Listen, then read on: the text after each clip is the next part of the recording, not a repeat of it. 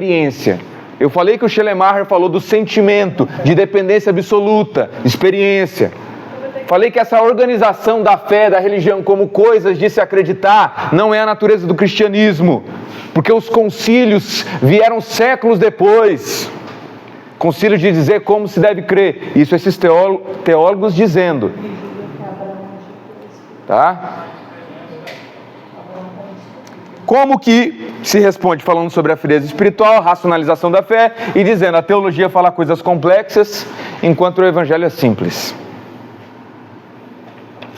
Beleza? Essa é a resposta? Não, essa é a resposta de quem defende a experiência.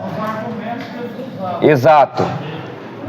Um texto que eles usam, por exemplo, vocês vão às Escrituras, pensando em encontrar nelas o poder de Deus e vocês vão para a teologia. Escritura é ler, mas vocês não veem a minha experiência, ir à pessoa. Não vale nada. Um negócio verdadeiro, de fato, da fé é ter uma experiência com o ser que é vivo. Eu já ouvi esse argumento de pessoas que, entre aspas, são mais espirituais. Entre aspas. Entre aspas, são mais espirituais, usam esse argumento. Nada de teologia, essa experiência, fé, dependência. Sim. Vamos responder isso agora. Aí, qual é a resposta da teologia? Vamos agora virar do lado da teologia. Eu estou dando argumentos aqui da experiência. Por que Jesus não falou? Jesus falou assim, vocês vão às Escrituras, pensando em encontrar nelas o poder de Deus e a vida. Vocês vão para a leitura, vocês vão para a meditação, vocês vão para a teologia, pensando em encontrar nelas o poder de Deus e a vida. Mas vocês não vêm a mim, pessoa viva. É experiência. Esse negócio de teologia, o negócio é ir direto à pessoa que é viva. É se trancar no quarto e buscá-lo. Negócio de teologia, racionalização da fé, palavras complexas. O que vale é a experiência e não teologia. Agora vamos falar para a resposta deles que dão da teologia. Aí o cara da teologia aqui, por exemplo, vamos colocar aqui o Calbart, entre outros, enfim, não vou citar aqui, tem vários. Mas o cara da teologia olharia e dizer o seguinte, ok, você defende a experiência, mas vamos lá. É com a experiência que você aprendeu que Jesus ressuscitou? Ou foi com a leitura? É com a experiência que você que você soube que deveria se batizar? Ou foi com a leitura, porque os irmãos foram batizados? É com a experiência que você sabe que você deveria tomar ceia? Ou é com o que está escrito?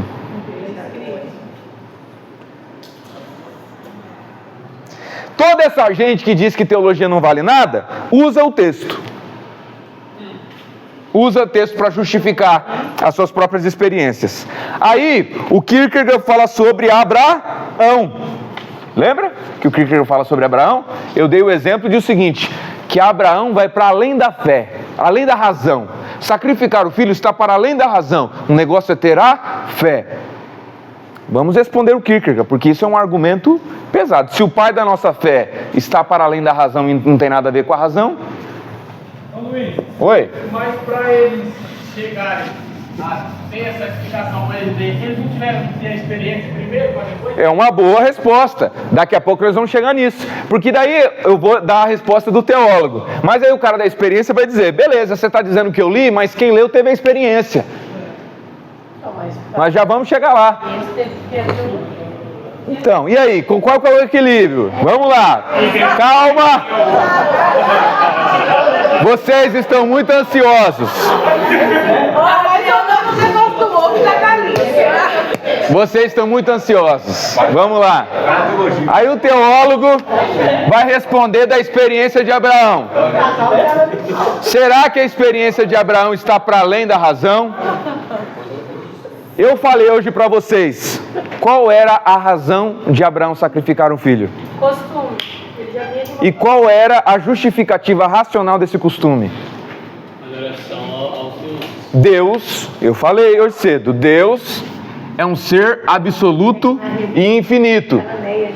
Se Deus é um ser, só um pouquinho pessoal, se Deus é um ser absoluto e infinito, ele é digno de sacrifícios absolutos e infinitos. Se Deus é digno de sacrifícios absolutos e infinitos, qualquer coisa que eu não sacrifique a Ele, eu digo que é maior do que Deus. Então Deus é digno de sacrifícios absolutos. E qual é o maior de todos os sacrifícios? O Filho. Então Abraão está submetido a uma razão. Quer ver? Vamos lá ver. Nós estamos na cidade de Ur dos Caldeus. Quem é o primeiro cara que sai dessa terra e vai em busca de uma terra chamada Canaã? Qual é o nome dele? Fala alto. Hã? Foi o pai de Abraão. Foi o pai dele. Parabéns, o pai de Abraão, Terá. Terá saiu de Ur dos Caldeus e foi até... Arã. Hã? Quase. Padã Arã.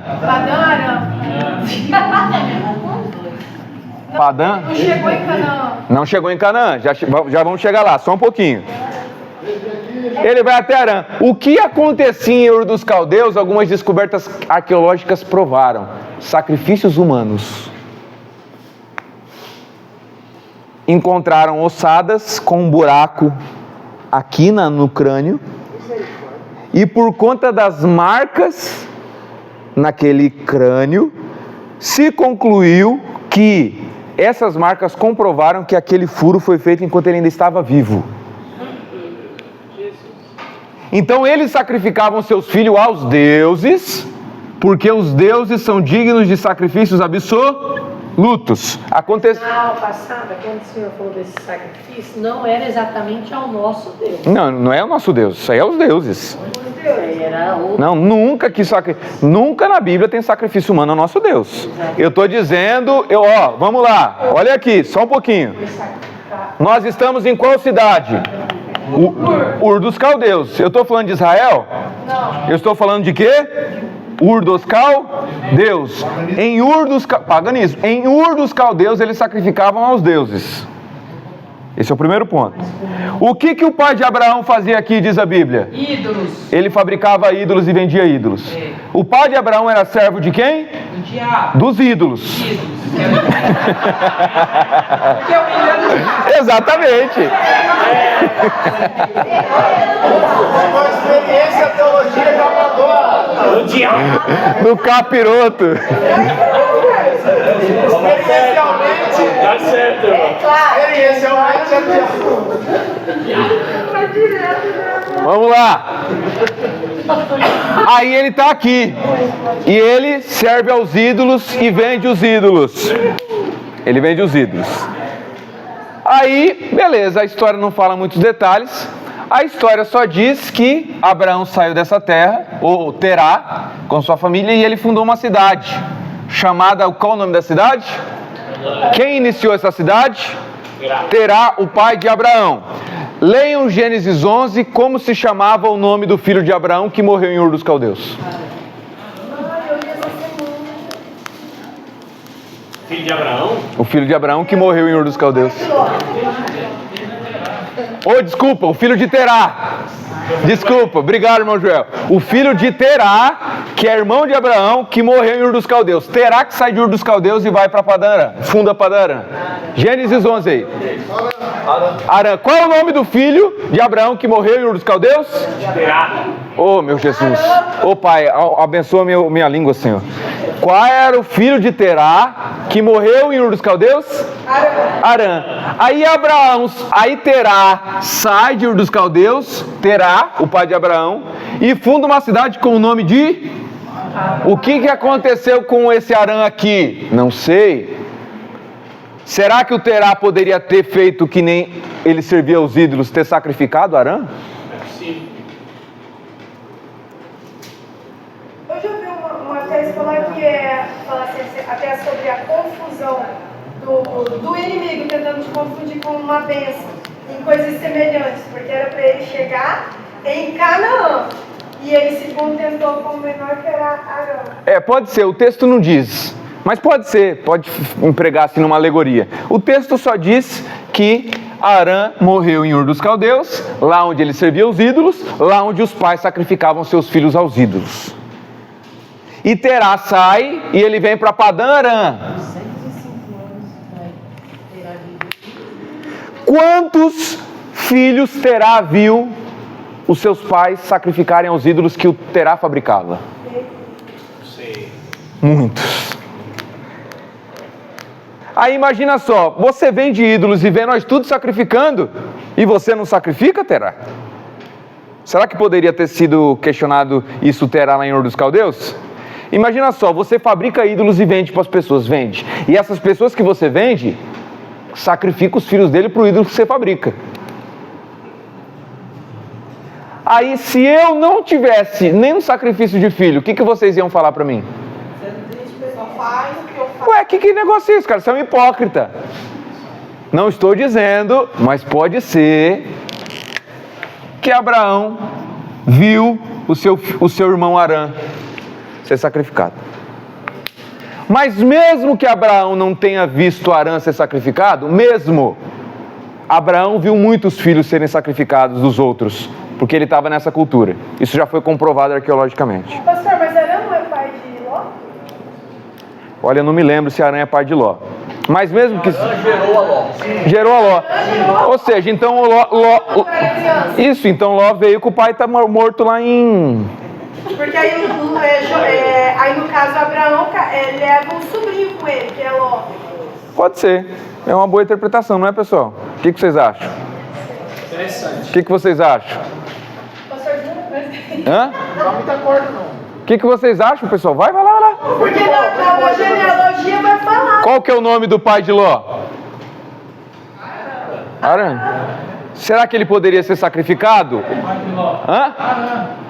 Será que ele poderia ser sacrificado ou se entregar como sacrifício? Se o povo foi exigir dele já morrer. Pode ser, exatamente. Pode ser que ele sim e pode ser que não. Fiquei na dúvida. Pode ser. Não, o fato é que eu estou dizendo é o seguinte. Pode ser que Arã tenha sido sacrificado. Mas mesmo que não seja, o que eu estou dizendo, mesmo que não seja, mas uma coisa é certeza, que Abraão viu muitas pessoas serem sacrificadas aos ídolos. Lembrem-se do rei Manassés. O que o rei Manassés fez com seus 2 filhos? Sacrificou os seus filhos no Vale de Inom, num deus de lata que estava lá, que tinha as mãos assim, e eles vinham, colocavam as crianças na mão de lata. Exato. Puxava essas mãos assim, as crianças vinham até a boca do Deus, entrava lá dentro, as crianças queimavam, morria queimada lá dentro porque tinha fornalha, era um latão, e aí tinha muita cantoria em volta para que os pais não ouvissem o grito das crianças. Muito sacrifício. E qual era a justificativa? A razão? Abraão viu muito isso. Quando Abraão ouve uma voz, Gênesis 2, sai da tua terra, da tua casa, da tua parentela. Abraão conhece Deus? Não. Ele só ouve uma voz, ele não sabe de nada. Abraão fica, que voz é essa, que voz é essa, que voz é essa? Na primeira aula eu falei para vocês, depois Abraão vai para onde? Ele vai para o Carvalho de Manré, o Carvalho de Moré. O que era esse Carvalho de Moré? Eu falei para vocês, era um ambiente de culto pagão. Para você ver como Abraão está imerso nessa cultura. Ele ouve uma voz, ele não sabe o que é. O Carvalho de Moré, esse lugar é um ambiente religioso, e Moré do instrutor, oráculo. Onde foi que Jacó enterrou seus ídolos quando abandonou os ídolos? No Carvalho de Moré.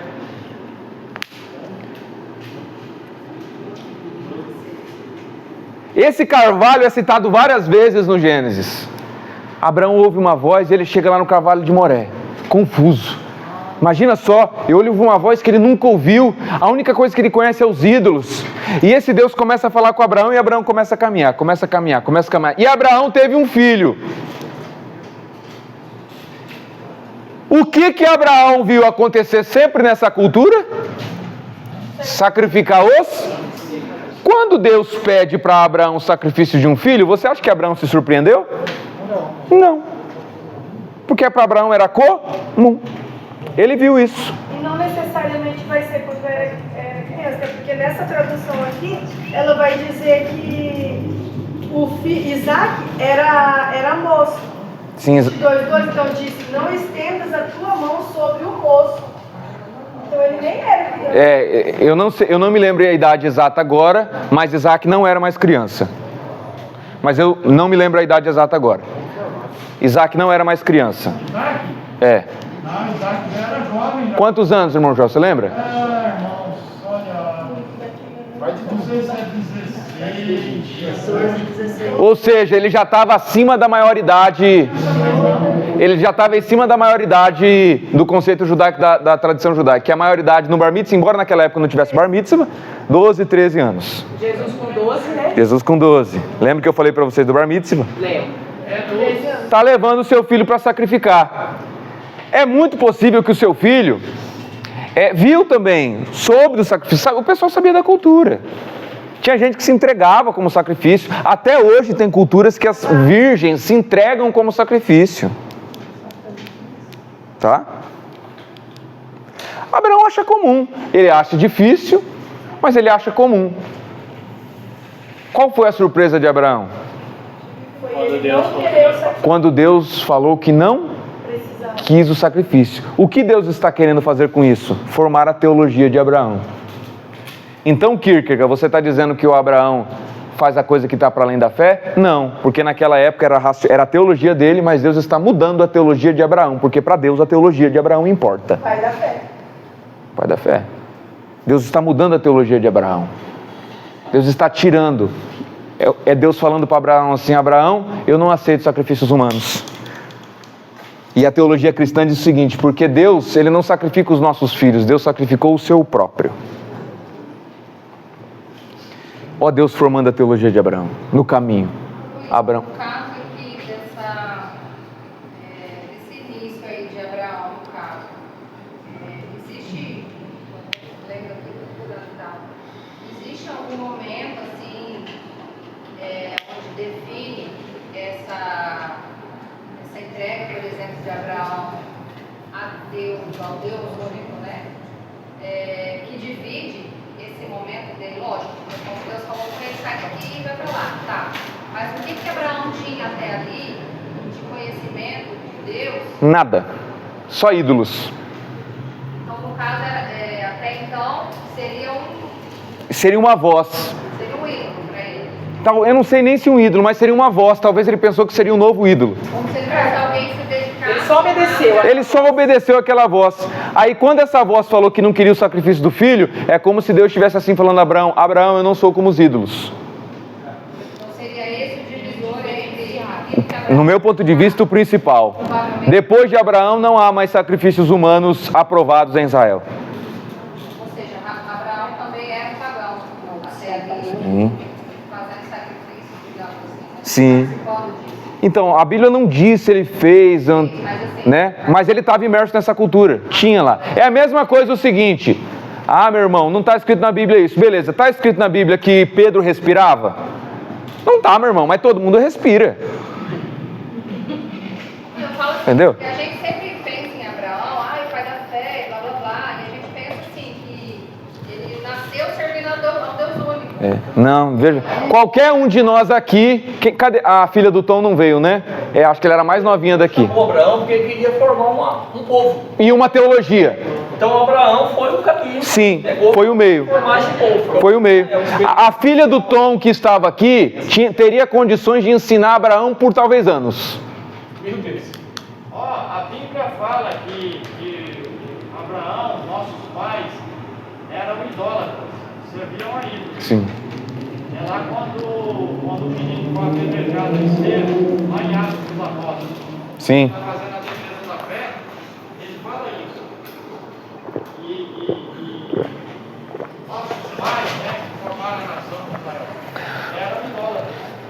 Então já tinha. Sim. Isso já é provado na Bíblia que eles eram idólatras. Sim, eles eram.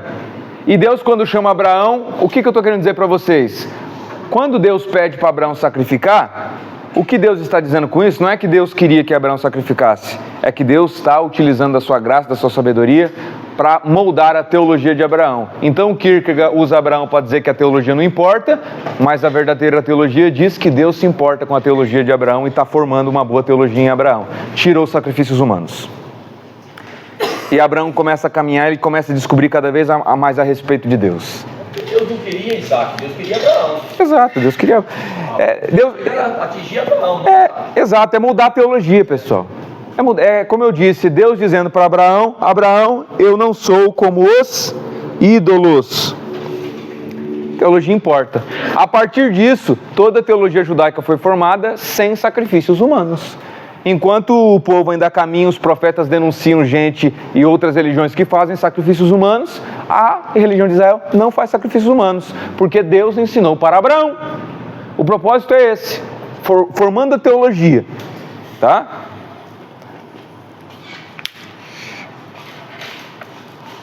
Aí, então, se você sabe que Jesus ressuscitou é por teologia, não é por experiência.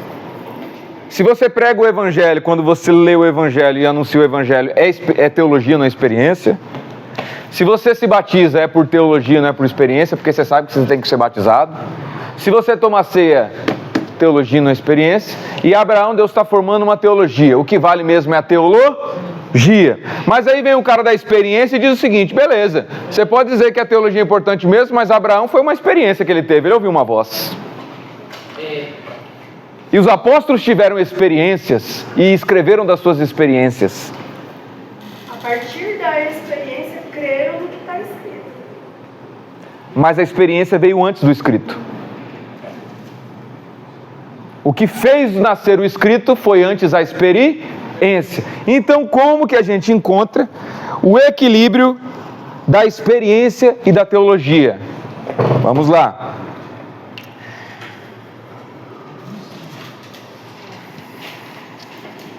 Devemos ter... Eu disse no princípio. Equilíbrio entre as duas.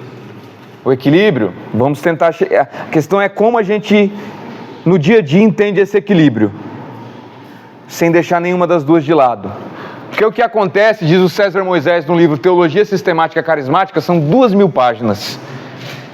E tem um outro autor também no livro Ouça o Espírito no Texto, que ele diz que há uma dicotomia na igreja entre a exegese, que é o que? O estudo do texto, e a devoção, que é a experiência com o Senhor. Aí de um lado tem gente que despreza toda uma vida de devoção ao Senhor, mas eles estão com a teologia. De outro lado, ele chama gente que é devota, mas tem uma exegese porca. É gente que tem uma devoção, mas não sabe nada de Bíblia, prega um monte de coisa errada. E ele diz: qual é o equilíbrio? Vamos lá. Nós devemos ter a nossa experiência com Deus. Devemos ter. Porque Jesus disse: vocês vão às Escrituras, mas não vêm a mim. De fato, ir para a teologia, ir para o texto, mas não de fato se encontrar com uma pessoa viva que nos dá uma experiência com Ele, só vai fazer o seu coração se endurecer e você virar um fariseu. Você tem que ler a Bíblia, estudar a teologia, mas você tem que buscar a inspiração do Espírito Santo. Quando você vai ler a Bíblia em casa, você não pode ler a Bíblia igual você lê um livro qualquer um de Bíblia. Você tem que ler meditando. Sim. Você tem que ler de oração. Sim. Senão não serve para nada. Exatamente. E essa experiência é de fato que vai nos incendiar e blindar para que a nossa teologia não se torne uma teologia farisaica, porque os fariseus iam para o texto e quanto mais eles iam para o texto, pior eles ficavam. Porém, nós temos que entender que a nossa experiência está submetida à experiência dos apóstolos e profetas.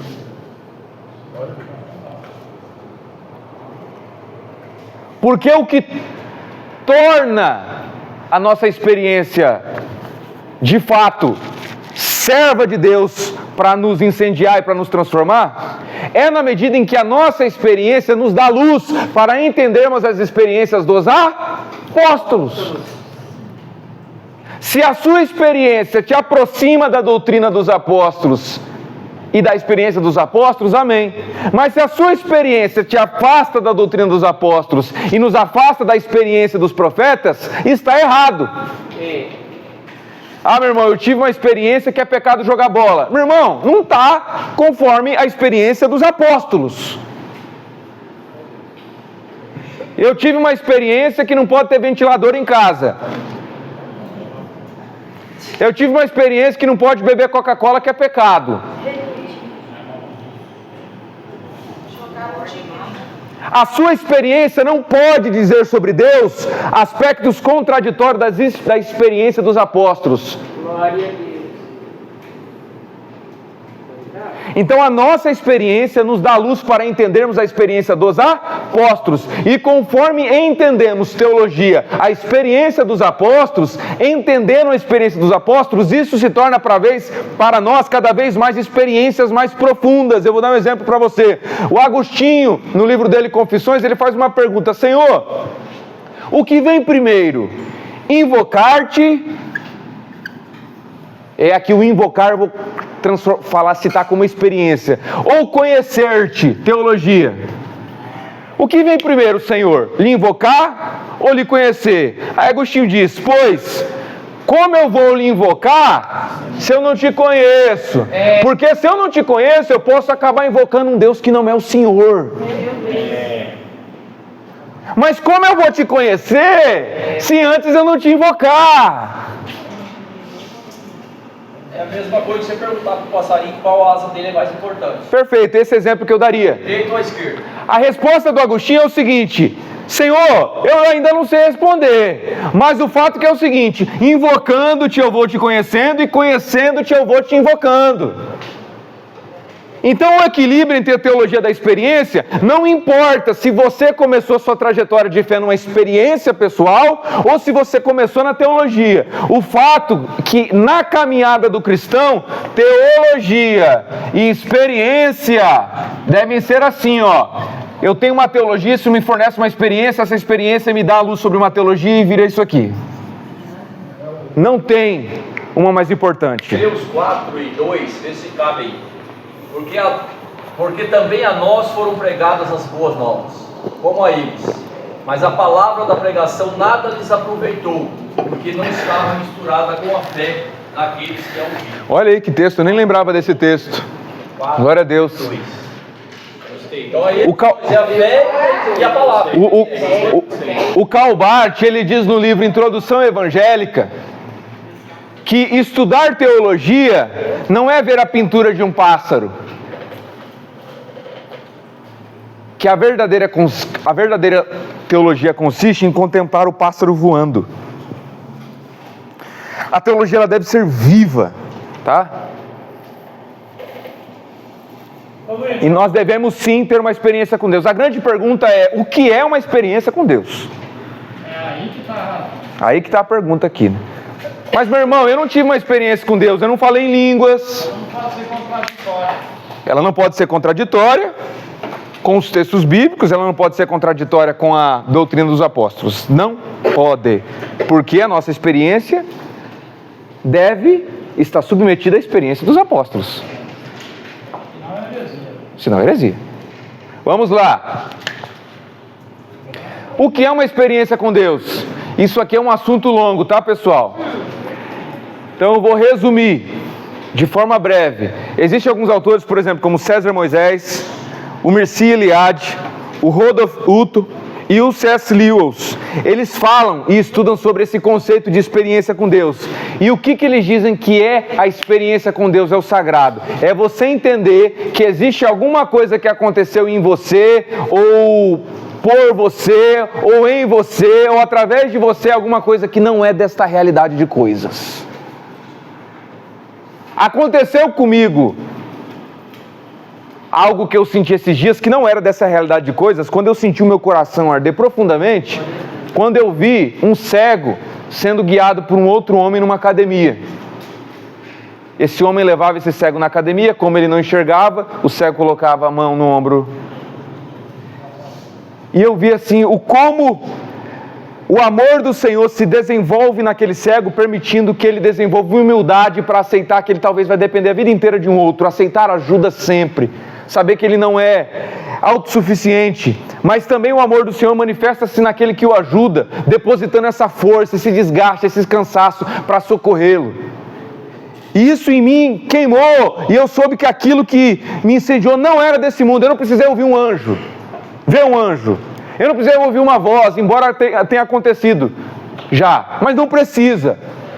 Eu nunca vi um anjo, mas teve 2 vezes que eu ouvi voz. Não precisa. Talvez uma experiência que você vai ter com Deus é talvez numa aula aqui que você falou assim, meu Deus, eu nunca tinha entendido isso, e esse texto brotou e parece que uma luz acendeu na sua cabeça e isso ficou impregnado no seu coração. Isso é uma experiência com Deus. E essa experiência com Deus vai te dar luz para você entender a teologia dos apóstolos e a teologia dos apóstolos. E você entendendo essa teologia, isso vai criar várias experiências, porque isso vai mudar a forma que você enxerga o mundo, vai mudar a forma como você ora, vai mudar tudo. Ô Luiz, mas aí você falando, voltando lá para tua voz, que não sabia quem era Deus, Experiência. sobre como ele vai invocar, sendo que ele não conhece, como ele vai conhecer sem invocar. Como que ele foi? Ele fez, nem sabendo quem era Deus. Sim, porque Deus é gracioso. Ele só obedeceu, apóstolo. Então, Entendeu? para falar, para ter conhecimento, a gente tem que invocar, né? Nessas coisas que você colocou aí. Irmão, você conhece, vamos lá. Você acha que, por exemplo, eu há 10 anos atrás tinha uma teologia como a de hoje? Eu preguei absurdos e eu invoquei a Deus porque Deus me ouviu, porque Deus é gracioso. Deus nos ouve na nossa ignorância, mas se esse invocar a Deus é sincero de coração, se é sincero, é verdadeiro, Deus vai ouvir esse invocar, e Deus vai se revelar, e se revelando, Ele vai mudar o seu conhecimento, a sua teologia, e tendo uma nova teologia, Deus vai te dar outras experiências. É por isso que a gente não deve ficar muito apegado à experiência, porque talvez uma experiência que você teve é lá para a sua meninice da fé, mas não serve para hoje, porque você cresceu, você é adulto agora. Professor, eu li um livro que fala que Abraão teve como se fosse uma discussão com o pai dele a respeito dos ídolos que não fazia nada. Não dá para saber. Isso daí acho que está num filme, não sei. Não dá para saber. Não dá, deve ter algum livro também, mas não... É assim, beleza, pode até imaginar que pode ter acontecido, mas não dá para saber. Mas pessoal, a gente já saiu de Abraão. Tá? A gente só passou por Abraão para dizer o seguinte, que Deus estava preocupado com a teologia de Abraão e falou aquilo para tirar de Abraão uma teologia que se preocupava em sacrificar pessoas. Deus está moldando a teologia de Abraão. E como Abraão era um homem sincero, ele ouviu a sua voz e foi aprendendo no decorrer do caminho. E depois Deus levantou um Jacó e ensinou. Depois Deus levantou Moisés. Depois Deus foi levantando um Davi. Depois chegou o ápice da revelação, que é Jesus. A gente sabe mais de Deus do que Abraão. Por isso que o fundamento da nossa fé é a experiência e o testemunho dos apóstolos e dos profetas. Beleza? Então é esse ciclo, teologia e experiência, teologia e experiência, teologia e experiência. Lembrando que essa experiência não precisa ser, cai no chão. Não, pode ser você no seu quarto e sentir algo diferente. Isso às vezes molda o seu olhar.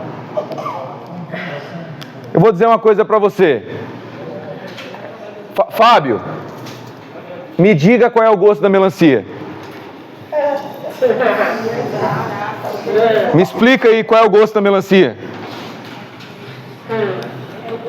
Me explica? Ela é doce. Tá, mas ela é doce igual uma paçoca? Doce de leite? Como ela é doce? Eu tenho que o quê? Provar. Cada um é experiência. Cada um vai provar e ver a experiência. Fala pra mim, explica pra mim qual é a sensação de ver o vermelho. Para uns é o demônio. É verdade. É verdade. Me explica pra mim o que é o vermelho, Fábio. Chega no... Você tem que ver. Chega Não. no daltônico e fala como é que é por vermelho. A teologia, pessoal, ela faz a racionalização sim das experiências, mas ela jamais desprezará a experiência humana. A questão é, nunca uma experiência pode ir contra o ensino dos apóstolos, nunca uma experiência pode colocar um novo fundamento que não o fundamento dos apóstolos. Se o rapaz vir para mim aqui, eu tive uma experiência com Deus, e nessa experiência com Deus, Deus falou para mim que mulher não pode alisar cabelo. O que eu digo dessa experiência? Está fundamentado na experiência dos apóstolos? Está fundamentado na experiência dos profetas? Meu irmão Luiz, eu já passei por uma experiência quando eu era na igreja, né? Na igreja Deus e Amor. Aí o pastor, a irmã quis me presentear, né? Ela falou, irmão, eu quero te presentear com uma escova no cabelo. Aí eu falei, eu quero uma bênção, né? E chegou eu e ela. cabelo escovado na igreja, eu tinha uns 15 anos, 16. Aí ele chamou nós para conversar, que era pecado, porque nós não tínhamos cortado. Naquela época eu não cortava o meu cabelo, né? E aí ele falou que era pecado. Chamou a nossa atenção e na frente da igreja também depois. Meu Jesus. A disciplina, todas essas coisas. Porque alisou o cabelo. E é isso aí, tem fundamento na experiência dos apóstolos? A experiência é importante. Tem fundamento na experiência e no testemunho dos apóstolos? Porque os apóstolos estão testemunhando da experiência que eles tiveram com Jesus Cristo. Eles tocaram em Jesus, eles viram a Jesus, eles viram os milagres de Jesus. E eles estão testemunhando da sua experiência. E todos os milagres de Jesus, eu já falei, está moldando a teologia dos apóstolos. Olha como a experiência e teologia andam juntas. Então nunca a sua experiência pode contradizer a teologia e nunca a teologia pode dizer que nós não devemos ter experiência com Deus. As duas devem estar juntas. Qualquer experiência, qualquer uma, pode ser qualquer pessoa do mundo. Veio, trouxe uma coisa, não está submetida à experiência de Jesus dos apóstolos. Diga o seguinte: eu não ouço a sua voz porque eu sou ovelha de Jesus Cristo. E eu só ouço a voz do pastor que é Jesus. Se vir uma outra voz que diga o seguinte, algo contra Jesus, diga o seguinte: você não é da voz do meu pastor. Glória. Pronto. Ninguém. Luiz, E eu já vi muita coisa. Meu Jesus. Fala, Maico. eu queria só acrescentar uma coisinha nessa ideia de que como é que posso eu ter uma experiência sem conhecer o Senhor? Você mesmo nos ensinou que a nossa consciência, a própria natureza já nos traz o conhecimento da glória de Deus. Então é impossível o ser humano já não ter pelo menos o conhecimento mais básico do nosso Deus que a gente vive dentro dele. É experiência, né? O problema é quando a gente transforma a experiência em coisas que não são conforme a teologia de Jesus Cristo e a gente sai do jugo do rabino. Algo inner, vamos fazer Sim. contradizer a palavra de Jesus. Sim. O senhor ia falar alguma coisa, pastor Ed? Rapidamente, a questão de Abraão, professores, estava no período da confusão de línguas, né? E aquela confusão toda, o pai dele sai para o lugar certo, indo para Canaã. Só que chegou no meio da estrada e resolveu habitar. E os filhos habitaram em Arã, era até Arã e habitaram ali. Foi aonde que a palavra de Deus diz que Deus fala com Abraão, aí sair dali, continuar onde era chamado. Deus ia falar com ele. Sim. A gente entende que realmente Deus tem um propósito do ser humano. Esse propósito é de separação das práticas ímpias. Sim. Que a igreja colocou no passado muito acima da balança, muito costume e pouco. Sim. Eles têm um equilíbrio. O pastor falou e ele me fez lembrar de um negócio que é o seguinte. E tem um aspecto da experiência, sabe qual é? A experiência nossa a gente deixa para trás. E às vezes deve, e eu vou mostrar para vocês. Mas a experiência dos apóstolos de Jesus Cristo nós nunca vamos deixar, tá? Um dia eu estava aqui em Nova Andradina e eu queria um sorvete. E eu não tinha dinheiro. Eu era um menino e minha mãe estava comprando um monte de coisa, comprando para ela e para minha irmã, e minha mãe não me dava dinheiro para tomar um sorvete. Falei: mamãe, me dá dinheiro, você está dando aí para minha irmã, comprando um monte de coisa. Não tem, eu sei que você tem dinheiro, eu quero sorvete, está numa promoção. Eu não tenho, já falei, mas você está comprando um monte de coisa de bolsa, de roupa aí para você e para Daniela, como é que você não tem? Me dá assim, tá bom, eu vou te dar, tudo que tem aqui na carteira você pode pegar para você. Aí ela foi me dar a carteira, quando ela me deu a carteira, antes ela tirou tudo, ela foi tirando, tirou o dinheiro, tirou os cartão e me deu a carteira vazia. Procurei, tinha 15 centavos. Aí eu peguei, levantei as minhas mãos e disse assim: Senhor, eu quero aquele sorvete, Senhor, eu sou teu filho. E eu abri, sabe o que apareceu lá dentro? Uma nota de 10 reais. É verdade, apareceu, novinha. Aquilo para mim foi uma experiência profunda. Você acha que hoje, quando eu quiser comprar e comer um lanche, alguma coisa, agora, o que Deus vai achar se toda vez que eu quiser eu pegar agora minha carteira e orar para aparecer dinheiro? O que Deus vai falar de mim? Amadurece, rapaz. Amadurece. Isso aí foi feito porque lá na sua nenesice da fé, na sua pequenez da fé, você precisava às vezes daquilo, porque talvez sem aquilo você morreria na fé, e hoje talvez você não estaria dando aula aqui. Então aquilo era porque você era bebê, mas agora você está grande, e agora que você está grande, eu não devo fazer as coisas que eu deveria fazer com você era bebê. Então as nossas experiências a gente vai deixando para trás, porque a gente vai se apegando à teologia de Jesus e à experiência dos apóstolos. A nossa experiência só tem como objetivo nos trazer para cá a teologia de Jesus e a experiência dos apóstolos. É um exemplo que eu sempre gosto de dar. Dizia que um dia um cara estava com um barco no meio da selva, nas costas, e ele precisava atravessar a selva e está com um barco de madeira no meio da selva. Aí alguém falou assim: cara, você vai morrer. Tem um monte de fera aqui, você não vai conseguir atravessar essa selva com esse barco nas costas. Não tem como. Não dá. Aí ele falou assim: cara, é porque você não conhece a minha história. Um dia eu fui um náufrago e eu orei. E quando eu ia morrer afogado, do lado meu, do nada apareceu esse barco. E esse barco salvou a minha vida. Eu tinha uma experiência profunda quando eu vi esse barco. Se não fosse esse barco, eu teria morrido afogado. Aí ele me trouxe até a praia. Agora que eu passei o momento, eu vou deixar o barco na praia? E ele, em nome de ser leal a esse barco, ele começou a carregar nas costas no meio da selva. E sabe o que aconteceu? Ele morreu. Ou seja, o mesmo barco que lhe deu uma experiência que o salvou, matou no outro.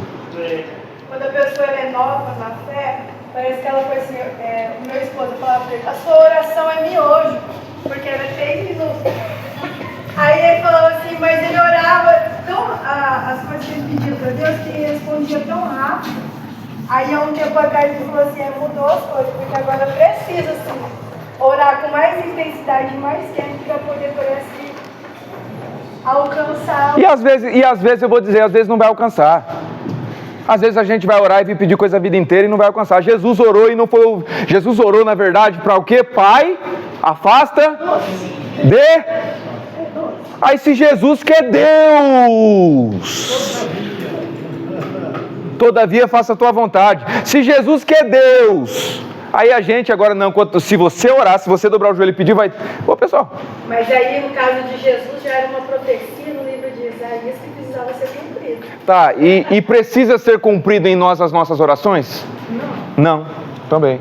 Seja feita a vontade de Deus. Seja feita a vontade de Deus. O povo hebreu viu as 10 pragas, viu o mar se abrir, mais um sinal: maná caiu do céu, coluna de fogo, e o povo foi fulminado por Deus. Aí, perfeito. Então, pessoal, as nossas experiências devem ficar para trás, sabe por quê? Porque as nossas experiências foram importantes para aquele momento, só que Deus quer nos levar a um entendimento cada vez mais profundo. Se eu ficasse me apegando àquele, nossa, eu orei e fazer, agora eu vou fazer um culto e vou desenvolver, nossa, eu tenho uma unção de orar e aparecer dinheiro na carteira, eu ia virar um herege. Olha aí, ó. Eu estaria na televisão. Aí é igual aqueles profetas que aparecem hoje em dia. Rapaz, teve uma vez que eu falei assim: Senhor, eu estava 1 ano mais ou menos, todo dia que eu ia pregar, durante mais ou menos 1 ano, chovia. Eu falei assim: Senhor, será que o Senhor rejeitou meu ministério? Se eu olhasse para aquilo que foi algo que eu estou experienciando, eu estou vivendo, eu vou pregar, eu teria virado um outro profeta da chuva. Que tem profeta aí, nossa, quando ele vem chove. Tem 2. Por quê? Ele teve uma experiência em algum momento que talvez Deus pode ter usado a chuva para falar com ele, não soube entender a importância que talvez a experiência teve naquele momento. Aí o que ele fez? Estendeu esse barco para o meio da selva, se tornou um herege. Glória a Deus pelas nossas experiências. Glória a Deus com o que aconteceu com você há 5 anos atrás. Mas entenda que foi 5 anos atrás. Deus te chama às vezes para níveis maiores. O Terá chegou até aqui em Padã Arã, mas Deus chamou Abraão: sai daí. Beleza?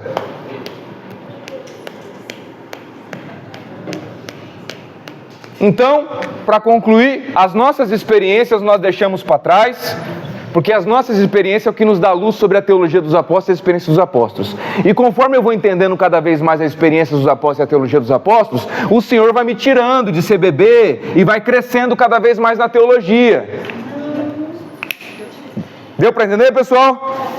Eu tive uma experiência muito profunda que eu nunca esqueci, e isso marcou profundamente o meu ministério e a minha vida.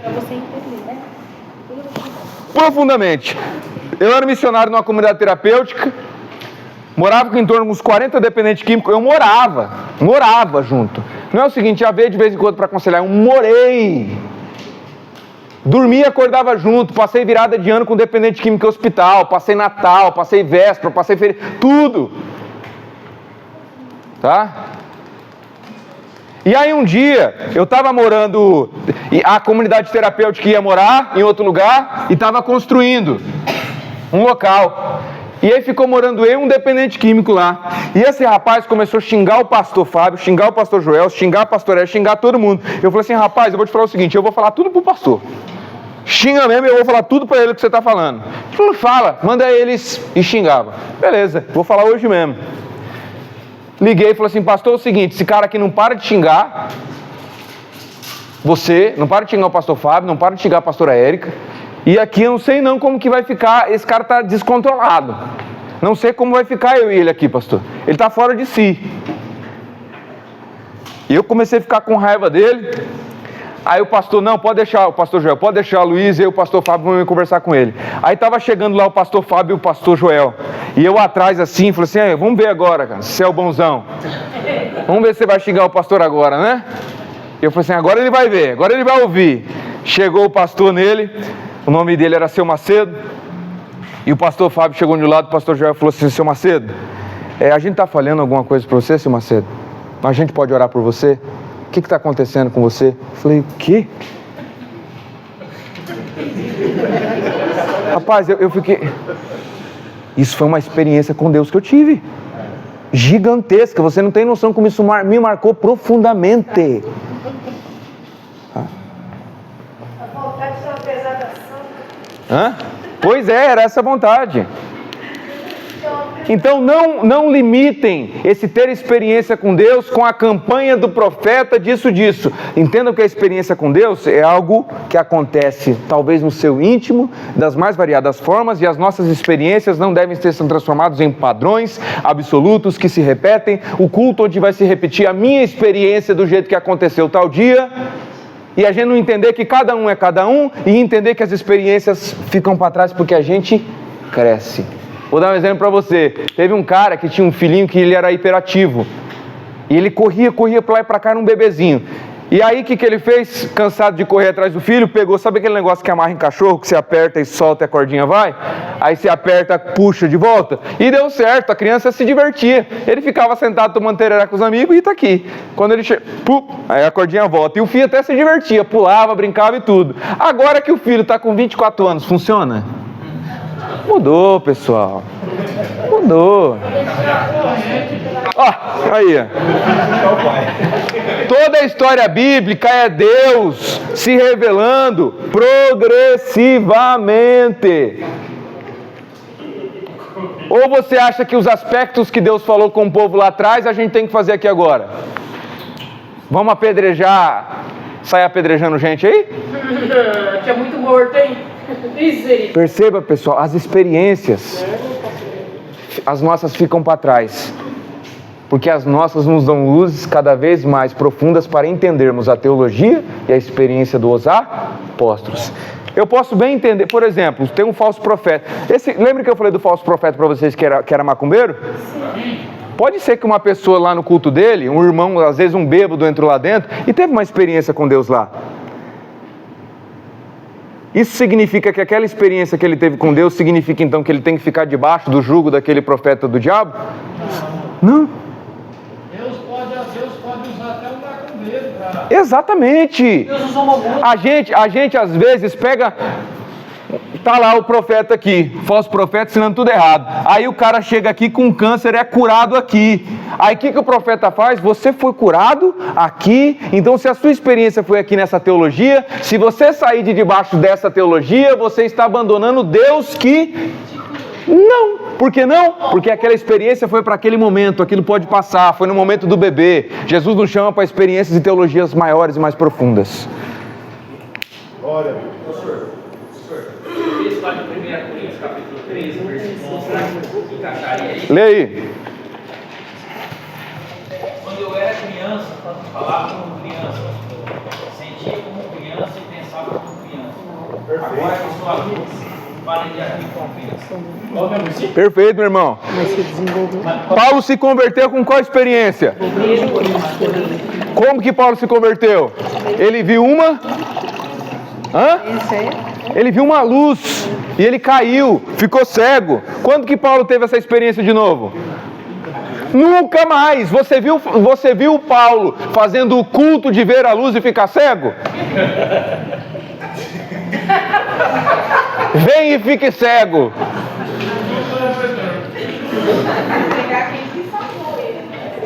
Exato. Ele entendeu que aquela experiência teve o seu momento. E era específica para ele. E às vezes, se o Paulo ficasse preso só naquilo e não avançasse, não se aprofundasse, às vezes eu diria assim: Paulo, o barco que eu dei para te salvar, Paulo, você está usando hoje para promover a morte.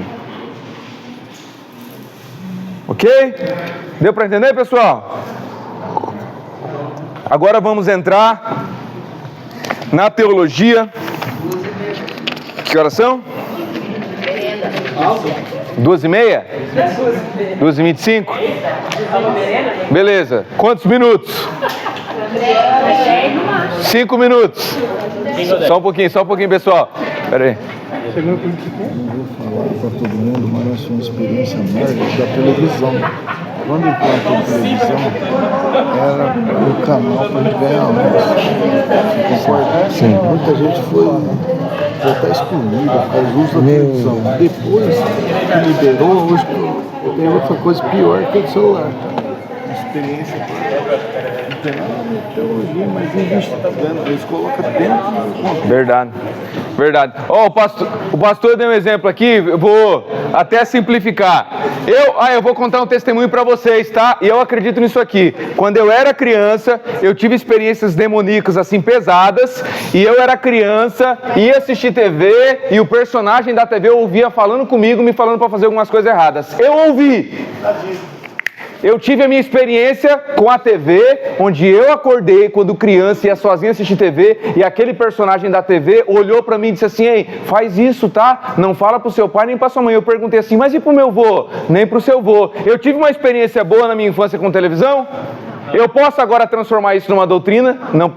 Cara, exato, pessoal. Eu não assistia televisão, eu não posso tornar uma doutrina dos outros. Exatamente. Porque a nossa experiência serve pra gente só dar luz à experiência dos apóstolos e à teologia dos apóstolos. Ponto final. Se a gente entende que é demoníaco, nós temos que se posicionar.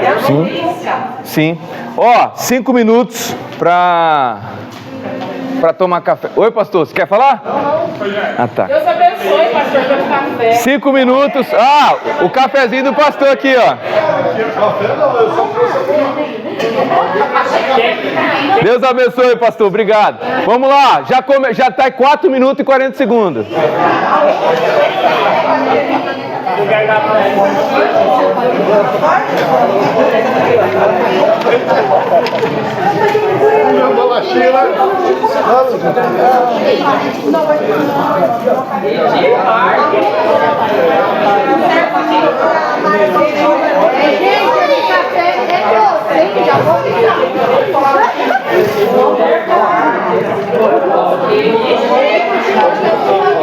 E aí, Xaramanai? Dando pra entender alguma coisa? Eita glória. Amém. Quem me chamou? Ô Luiz, a experiência do desenho, eu assistia Dragon Ball Z, eu mandava levantar a mão lá em casa. Olha, pode ser que Deus falou com você nessa hora, né? Aceita Jesus. Foi. Eu já fui da igreja espírita. Certo. E meu esposo não gostava de ir. Mas ele era desviado, ele estava afastado. Ele já era crente. Mas estava afastado. Estava afastado. Certo. Ele aceitou com 12 anos e não foi mais. E ele fazia os gostos. E eu trabalhava com uma família que era espírita. E a gente ia. E não gostava de ir. A reunião. E eu ia na reunião. E lá tem umas cadeiras, né, que fica, as pessoas sentam na frente e os guias ficam atrás para dar o passo. E ele foi aquele dia lá e ficou, e o negócio ninguém dava passo, e ficou 1 hora lá, todo mundo sentado e não acontecia nada. Aí dispensou, falou, não pode ir embora. Aí tá, vamos embora. Quando foi no outro dia eu cheguei para trabalhar, a patroa falou assim, eu preciso te falar uma coisa. Você não leva mais o seu marido lá no centro? Porque ele tem uma luz que não desce nem um dia. Eita. Não deixa descer nem um dia. Então não leva mais ele. Você pode ir, mas ele não pode ir. Ronaldo, Maria. É meu esposo. E eu não era crente. Ele já tinha Pra você aceitado ver que ele já tinha aceitado Jesus, ele só não estava indo na igreja, estava afastado. Mas quando ele foi lá, a luz que habitava nele impediu dos guias descer. Eu já ouvi outras experiências aí ela também. falou pra mim, não leva mais ele lá. Você pode ir a hora que você quiser, mas ele não pode ir. Aí ele já não queria ir mesmo. Aí eu cheguei em casa, falei pra ele, ficou com raiva e não foi mais. E eu andei indo ainda. Esse negócio do espiritismo é pesado, hein? É mesmo. Não, É mesmo. Isso me fez lembrar, eu vou contar, é bom que você lembrou, eu vou contar ali de um rapaz que estudou teologia comigo lá no seminário, que ele era de um centro lá, um banda, sei lá o que ele era, ele estava lá dentro, iniciado e tudo, e um dia, espírito, e aí um dia ele ouviu lá dentro uma voz, dizendo para ele sair daqui, e ele falou assim, ué, as entidades não iam deixar uma outra entidade entrar aqui dentro para falar. Que voz é essa que falou comigo? Quer dizer que essas entidades não estão conseguindo ver essa entidade que está falando comigo aqui, esse espírito. Ele não sabia quem que era. Sabe o que ele fez? Saiu. Depois ele descobriu que era Jesus falando com ele, ele se tornou hoje teólogo e tudo. A pergunta é, se ele ficar limitado àquela experiência, ele vai começar a dizer agora que Deus está presente lá no... Então, foi uma experiência. Foi lá que eu ouvi a voz. Foi lá que você ouviu a voz e sai. E às vezes... Ele vai abrir um centro para ele. Pois é. Às vezes a gente tem experiência com Deus num lugar e essa experiência com Deus no lugar nos chama para sair de lá. Então aí foi aonde ele foi, voltou para a igreja e eu fui. Aí você foi visitar, para ver se dava um passo lá. Aí eu catou lá. Eu ia conversar bem com o pastor Edwin sabe. Bora lá, pessoal. 30 segundos. 29, 28, 27. Eles me davam um livro para ler. Eu quase morri com esse livro. Porque o Allan Kardec, lá no centro, ele acredita em reencarnação. É isso que ele fala para você. Em vários livros. Eu era para ter morrido. Eu tomei 40 por dia. Meu Deus. Ela tentou se suicidar várias vezes. Eu lembro uma vez nós fomos te visitar. Ela estava com os remédios escondidos. Ô, vou bem pro fundão. Ô menino, mas graças Traz bolacha lá, mano. Amém. Eu vou lá, tá? Depois a gente conversa mais. Bora lá, pessoal. Vamos começar.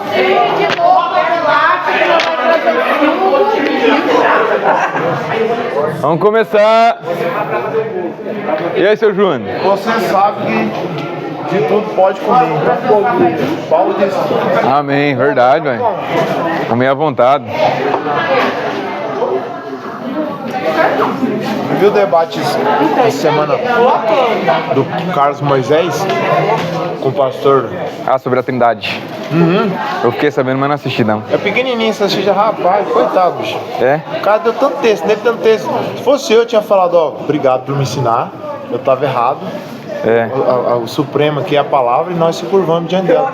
Ele começou a apelar, você falou no começo que ele ficou sem graça, ele começou a falar, não, mas Voz da Verdade vendeu muito CD e nós somos muito usados por Deus. Ele falou, pastor, não, o pastor foi muito ético.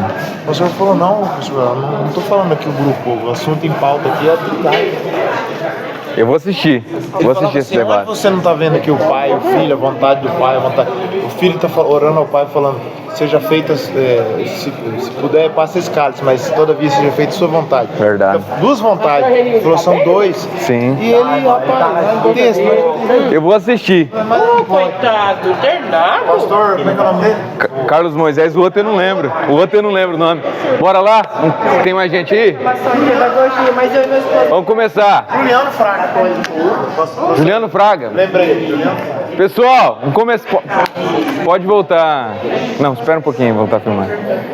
Vamos lá, pessoal. Desculpa não poder ter muito intervalo. Senão não vai dar tempo. Quê? Pois é, talvez